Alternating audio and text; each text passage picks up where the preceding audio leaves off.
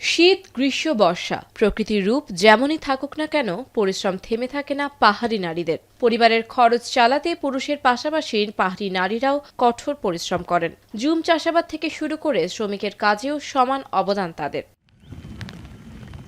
পুরুষের সমান কাজ করলেও মজুরির বেলায় নারীরা পান পুরুষদের অর্ধেক মজুরি। তবে নারীদের জীবন জীবিকার উন্নয়নে কৃষি প্রশিক্ষণ, নারী কৃষি কার্ড, ভর্তুকির সুবিধা, মহিলা উন্নয়ন প্রকল্প ও ডিজিটাল কৃষি তথ্য সেবায় সরকারি নানা উদ্যোগে এসব নারীদের অংশগ্রহণ সীমিত। এই অবস্থায় মজুরি বৈষম্যের নিরসন চান তারা। ছেলে মেয়ে তো ওই যে ছেলে যেটা করে মেয়েরাও তো এটা করে, তাই না?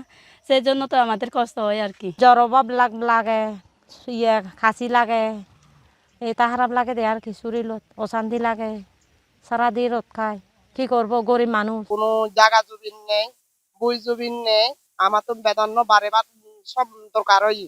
আমি অলঙ্ঘায় গরিব মানুষ। সরকারি বেসরকারি নির্দিষ্ট বেতন কাঠামোর মতো মজুরি কাঠামো না থাকায় প্রান্তিক পর্যায়ে নারীরা মজুরি বৈষম্যের শিকার হচ্ছেন বলে মনে করেন এই নারী উন্নয়ন কর্মী। সরকারি যে বেতন কাঠামো রয়েছে এটা নারী পুরুষ নির্বিশেষে সবার জন্য প্রযোজ্য।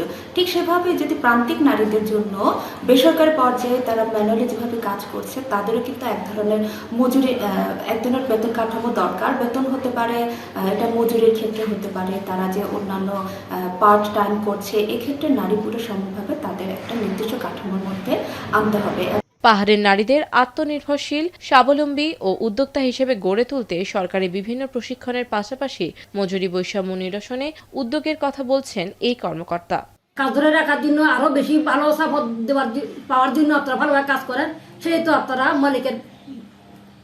মালিকের কাছে অনুষ্ঠান তো করতে হবে, আমাদেরকে সমান মজুরি দেন। আমরা তো ভালোভাবে কাজ করতেছি, কাজ তুলে আনতেছি, তাইলে আপনারা পুরুষের পাশাপাশি পুরুষ যদি 700 টাকা পায় আপনারা 700 টাকা দাবি করেন।